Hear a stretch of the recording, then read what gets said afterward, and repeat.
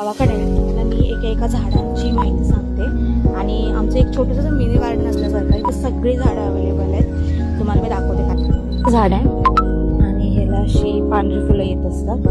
हे बेसिकली आयुर्वेदिक झाड आहे आणि आपण जे हनुमंताला जी माळ घालतो ती याच पानांची असते.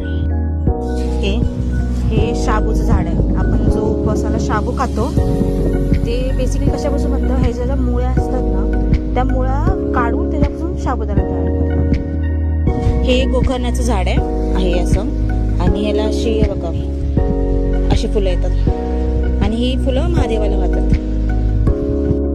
हे चिनी गुलाब आहे आणि हे बघा ह्याला असं पिंक कलरचं फुल आलेलं आहे. पेरूचं झाड आहे. 2 पेरूचे झाड आहेत बेसिकली. हे लाल पेरूचं झाड आहे. दाखवते खूप सारे पेरू आले त्याला.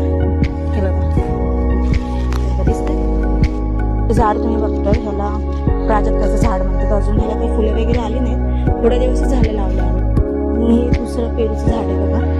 हे ह्याला पण खूप सारे पेरू आले. तुम्हाला दाखवते दिसतात. आणि कार्तिकीला एवढे पेरू आवडतात ना, गावाकडे आले की दिवसाला 2-2, 3-3 पेरू खाते. हे आहे गुलाबाचं झाड.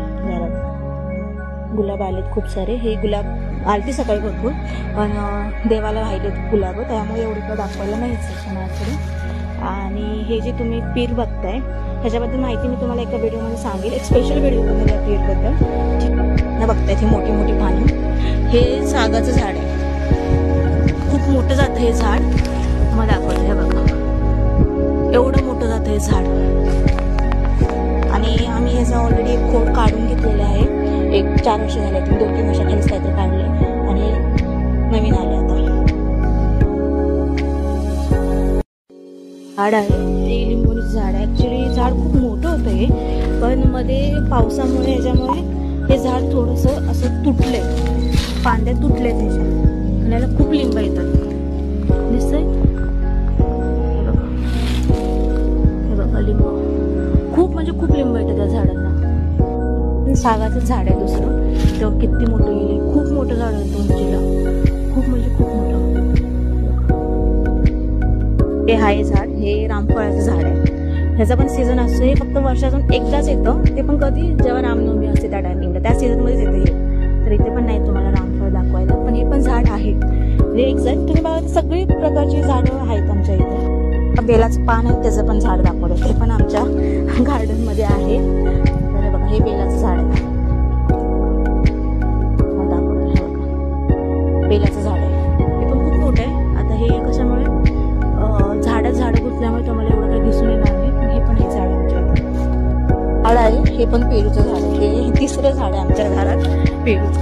हे टोटल आमचे 3 झाड आहेत आणि 3 पण लाल पेरू आहेत. तेव्हा केवढं मोठं झाड आहे. ते जास्वंदी पण हे वेगळं जास्वंद आहे. हे आहे 32 पाकळ्याचं जास्वंद. ह्याला पण आजकाल खूप फुलं यायला लागलेत आणि ही सगळी फुलं देवाला वाहिल्यामुळे तेवढी जास्त दिसत नाही पण खूप फुलं आली होती. ह्याला सकाळी मी बघितली होती तेव्हा. आहे मी तुम्हाला काय सांगायची गरज लागणार नाही. हे नारळाचं झाड आहे. ह्याला नारळ काय अजून आले नाही तेवढे. खूप वर्षापासून हे झाड आहे. पिंपळाचं पण झाड आहे पण ते आता खूप उंच गेलंय. तुम्हाला दिसलं का. आणि हे अचानकच उभं घालतं होतं घरामध्ये. तर आम्ही लावलं होतं. तर हे आता मला वाटतं 2 वर्ष झालं हे झाड आहे.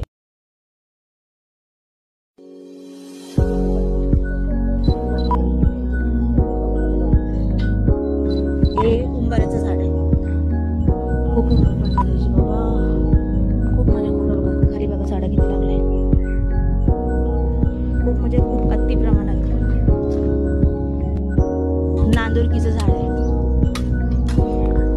पाट आणून लावला होता आम्ही आणि थोडीशी छाटणी चालू आहे झाडाची.